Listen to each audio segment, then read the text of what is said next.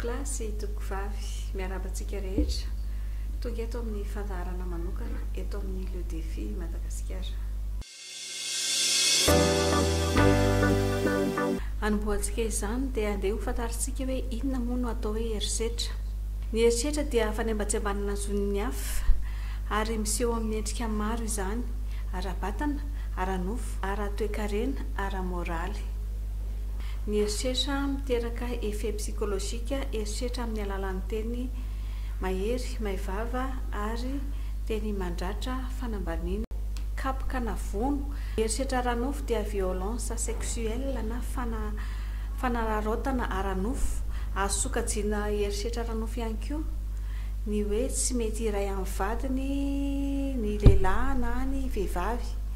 Ireny dia miendrika herisetra ara-nofo ihany koa. Herisetra ara-moraly dia fandemena ara-tsaina, tsy fahafahana maneho hevitra, ny didy jadona, ny fanakanana ny vehivavy tsy hiasa, fahasarotam-piaro amin'ny zavatra tsisy dikany dia azo sokajiana ho herisetra ara-moraly avokoa.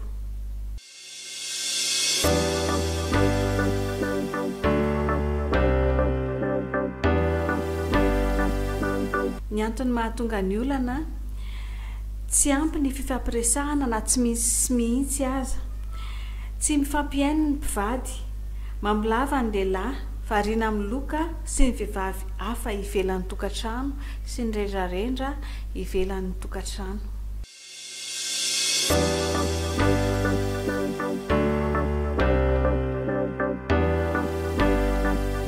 Vokatry ny olana, maro ireo vehivavy mamoy fo, tsy mahatoky tena intsony, lasa masika anakizidina lava izy eo amin'ny tokantrano, eo anivon'ny fiarahamonina, lasa tsy mahakarakara tena, mivary lavo, misotro toaka, tsy voara-maso ny fianarany ankizy, ny fianarany ankizy, tsy voakarakara ny tokantrano, lasa averin'ilay zaza ilay toetra teo anivon'ny tokantrano rehefa lehibe ny ankizy.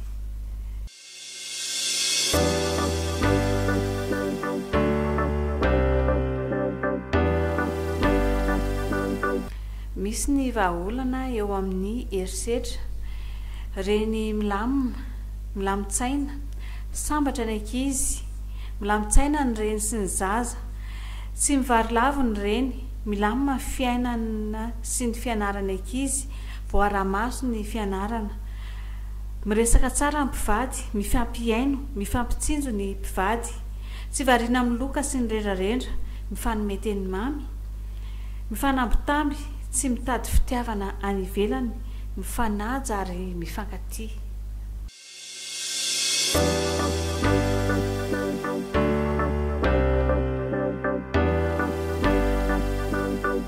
Ny vokatr'ireo vahaolana dia lasa matoky tena ny vehivavy, lasa tsara fanahy, tsotra, azo ifampiresahana sy ifanakalozan-kevitra, tsara tarehy satria tsy miferitraina, mahatsiaro sambatra, manana ny zony, afaka miaina malalaka, milamintsaina, afaka miasa milamina tsara, nefa mila mandray andraikitra ny tsirairay, mila samy teny ihany koa, mila miasa ny vehivavy amin'ny fanampiana eo anivon'ny tokantrano.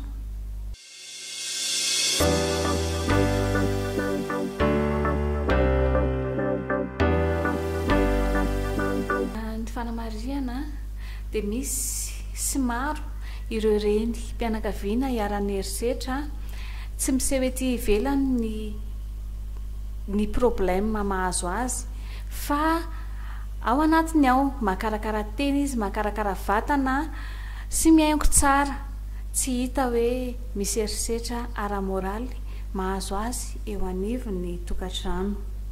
Koa ampirisihana itsika reny mpianakaviana anana fijery sy fisainana miabo toy izany.